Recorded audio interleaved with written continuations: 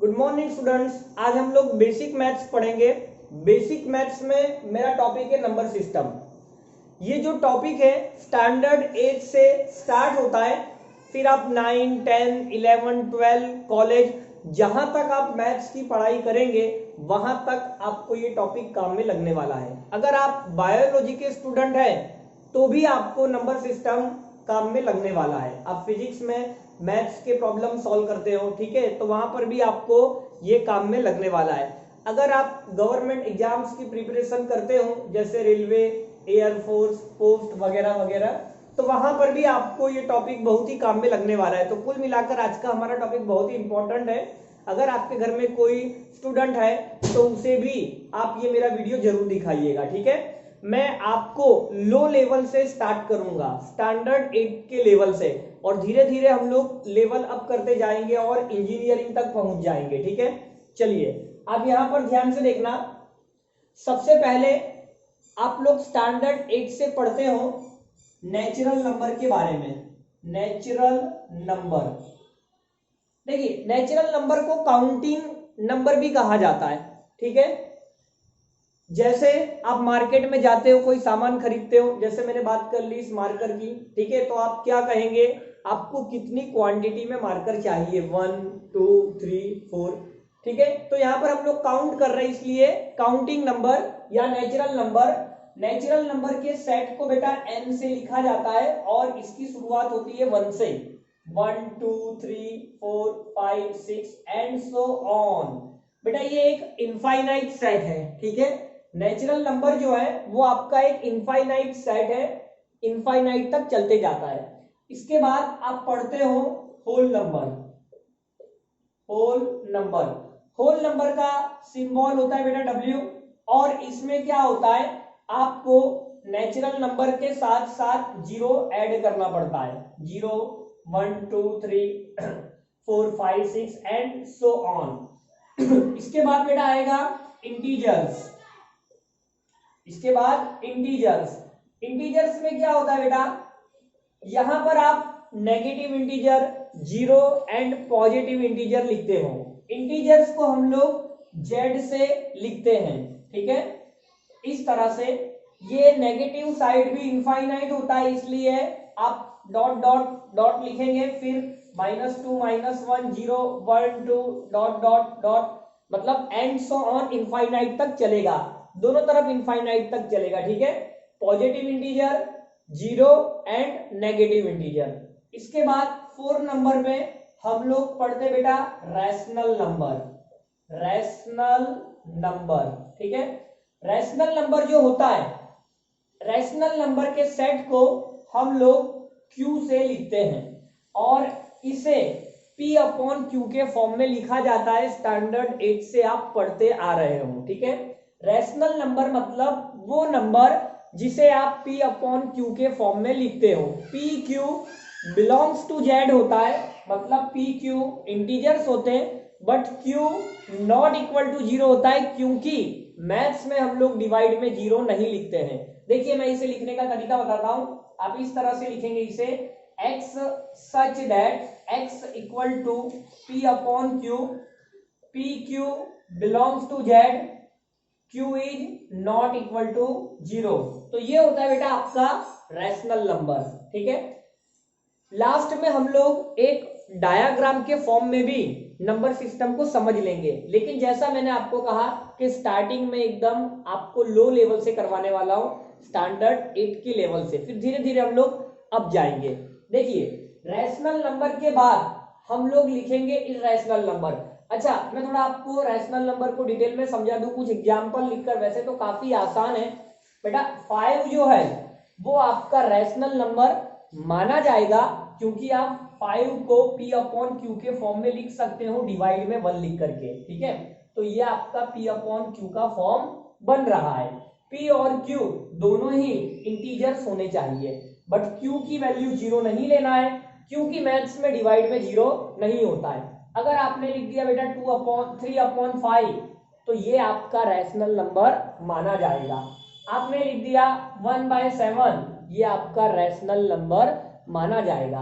आपने लिख दिया -1/2, ये आपका रैशनल नंबर माना जाएगा क्योंकि ये P अपॉन Q का फॉर्म बना रहा है। ठीक है, P अपॉन Q का form, PQ belongs to Z, two integers का रेशियो, उसी को हम लोग कहते हैं रैशनल नंबर।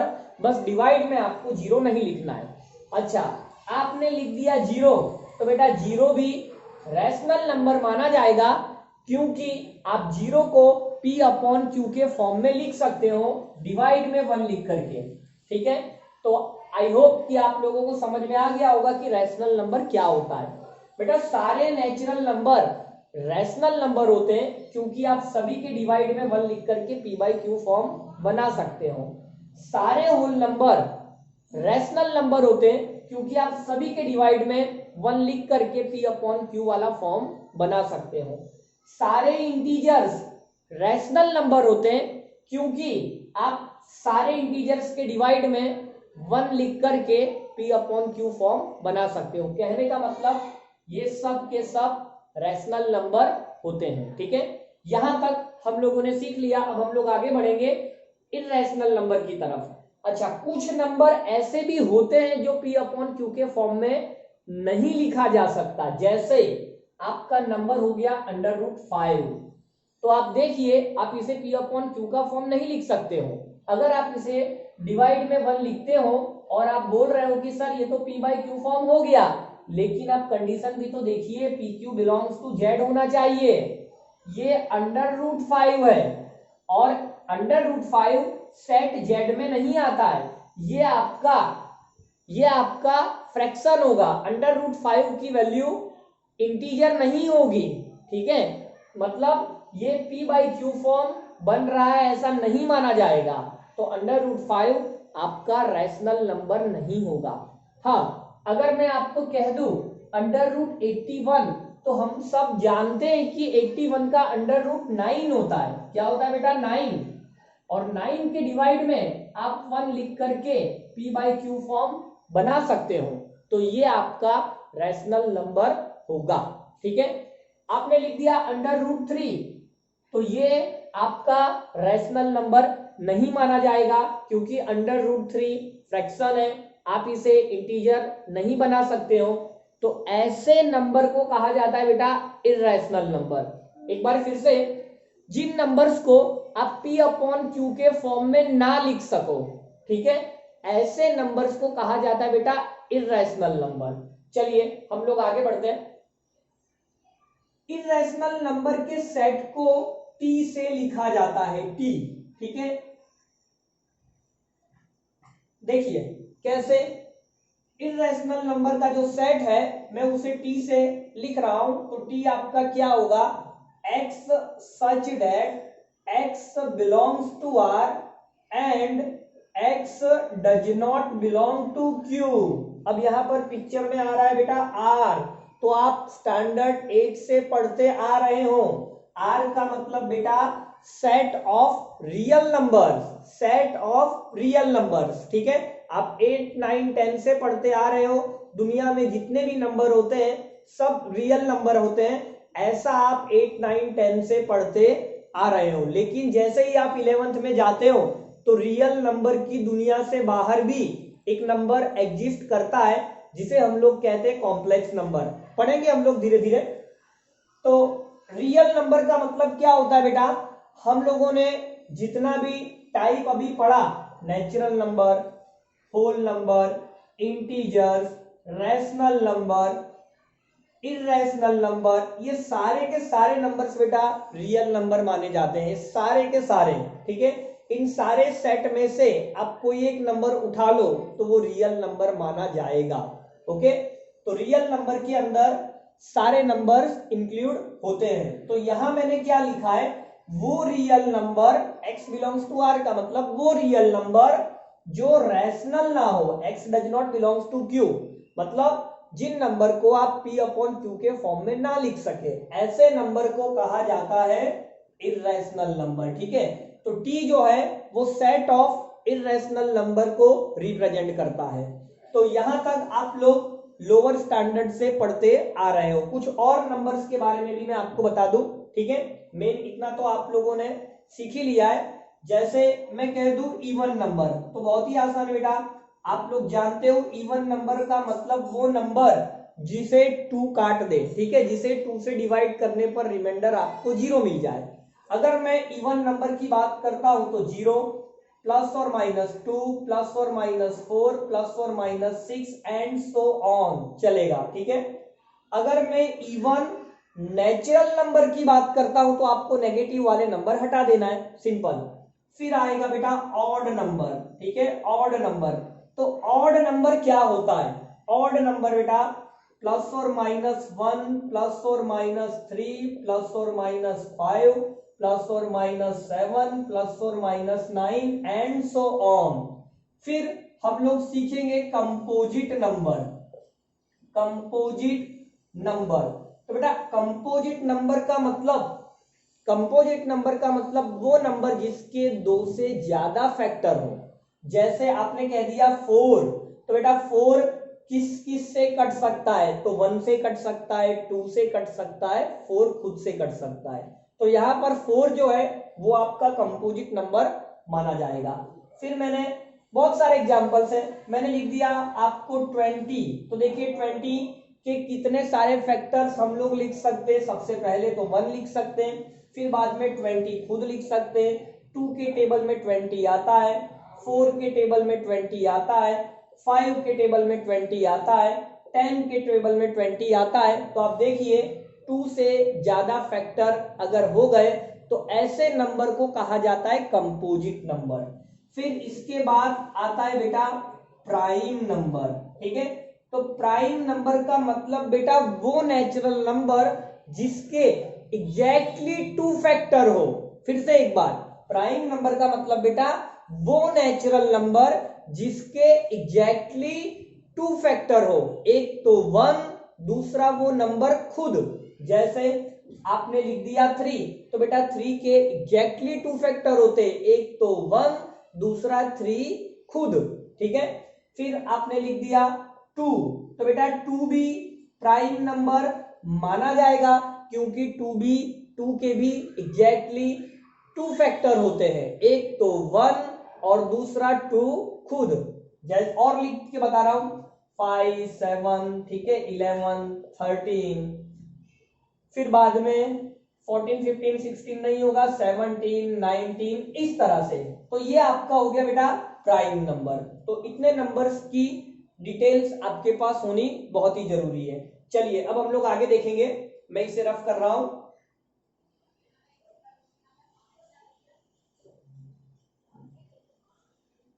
देखिए अब तक आप लोगों ने, अगर आप 8 9 10 के स्टूडेंट हो तो इतना आपके लिए इनफ है, और अगर आप 11th के आगे की पढ़ाई कर रहे हो या 11th में हो तो अब आपको रियल नंबर की दुनिया के बाहर आना पड़ेगा। तो यहां पर बेटा आपके लिए पहली बार आ रहा है कॉम्प्लेक्स नंबर। देखिए कॉम्प्लेक्स नंबर क्या होता है? A number of the form a plus iota B, I इसे पढ़ा जाता है iota. A number of the form a plus iota B where a b belongs to r and iota is equal to under root minus 1 is called complex number, ठीक है, complex number. देखिए a और b आपका बेटा real number है, ये जो लिखा है मैंने आई इसे पढ़ा जाता है आयोटा, इसकी वैल्यू अंडर रूट माइनस 1 होती है, और ऐसे नंबर को कहा जाता है बेटा इमेजिनरी नंबर, ठीक है, इमेजिनरी नंबर। देखिए इसकी शुरुआत कैसे होती है आप समझिए। अगर मैं आपको कह दूं कि solve x square minus 4 equal to 0, तो आप लोग बड़ी आसानी से सॉल्व कर देंगे। इसका फैक्टर आप जानते ही हो, फॉर्मूला आप जानते ही हो, ए स्क्वायर माइनस बी स्क्वायर क्या होता है, ए माइनस बी इंटू ए प्लस बी। इसके अकॉर्डिंग आप लिख दोगे x plus 2 into x minus 2। यहां से आपको बेटा एक्स की वैल्यू -2 मिलेगी, यहां से आपको एक्स की वैल्यू 2 मिलेगी। तो कोई बड़ी बात नहीं है इसे सॉल्व करने में, लेकिन अगर मैं माइनस के बदले आपको प्लस लिख कर दे दूं तब आप कैसे सॉल्व करेंगे? तो आप कहेंगे सर ऐसा कोई रियल नंबर एग्जिस्ट नहीं करता है जो इस इक्वेशन को सेटिस्फाई कर दे, क्योंकि किसी भी रियल नंबर के स्क्वायर में आप 4 को प्लस करोगे तो 0 थोड़ी होगा। तो यहीं से शुरुआत होती है आपको इमेजिनरी नंबर पढ़ने की, कॉम्प्लेक्स नंबर पढ़ने की। देखिए इसे कैसे सॉल्व किया जाता है, आप 4 को यहां ले आइए तो आपका x² इक्वल टू -4 हुआ।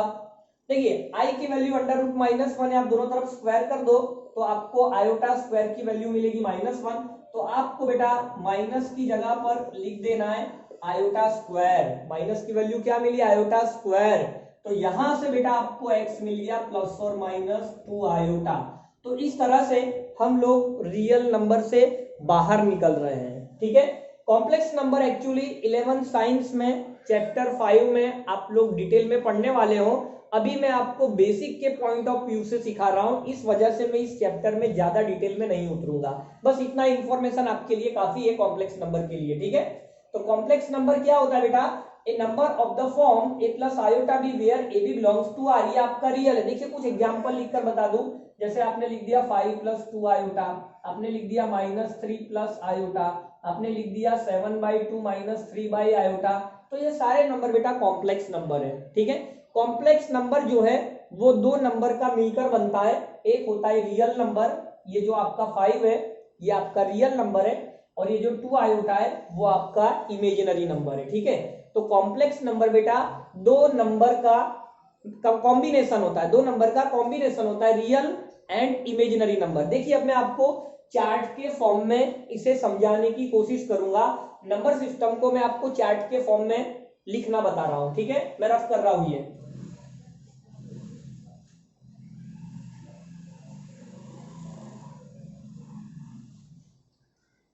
देखिए सबसे पहले आप लोगों ने सीख लिया है कॉम्प्लेक्स नंबर के बारे में, ओके।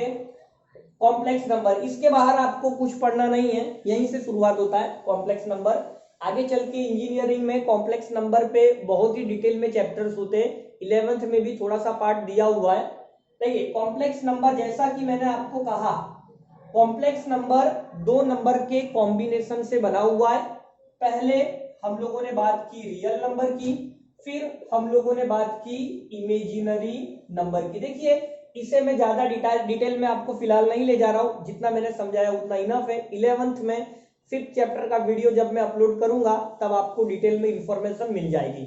चैनल अगर आपने सब्सक्राइब नहीं किया है तो कर लेना, क्योंकि मैं बेसिक के भी बहुत सारे वीडियोस डालने वाला हूं और 9 से लेकर के इंजीनियरिंग मैथ्स तक के बहुत सारे वीडियोस डालने वाला हूं जो आप लोगों को बहुत ही यूजफुल होने वाला है। देखिए इमेजिनरी नंबर, आप बस इतना जान लीजिए कि आयोटा इक्वल टू √-1, इसे हम लोग इमेजिनरी नंबर कहते हैं। इतना नॉलेज आपके लिए इनफ है, इससे आगे अभी फिलहाल हम लोग नहीं बढ़ेंगे। हाँ, रियल नंबर जो हम लोग बचपन से पढ़ते आ रहे हैं, स्टैंडर्ड 8 से पढ़ते आ रहे हैं, जो मैंने आपको रिवीजन भी करवा दिया। तो यहां से बेटा दो पार्ट होने वाले हैं, एक होगा आपका इर्रेशनल नंबर, ठीक है, इर्रेशनल नंबर, और एक होगा बेटा आपका रैशनल नंबर, रैशनल नंबर। तो इर्रेशनल नंबर आपने सीखा जिसे p/q के फॉर्म में ना लिखा जा सके, रैशनल नंबर आप लोगों ने सीखा जिसे p/q के फॉर्म में लिखा जा सके, ओके। फिर रैशनल नंबर में अगर मैं आगे बढ़ूं तो बेटा आएगा इंटीजर्स, ठीक है, इंटीजर्स। आप लोग जानते हो इंटीजर्स में क्या क्या लिखना होता है आपको।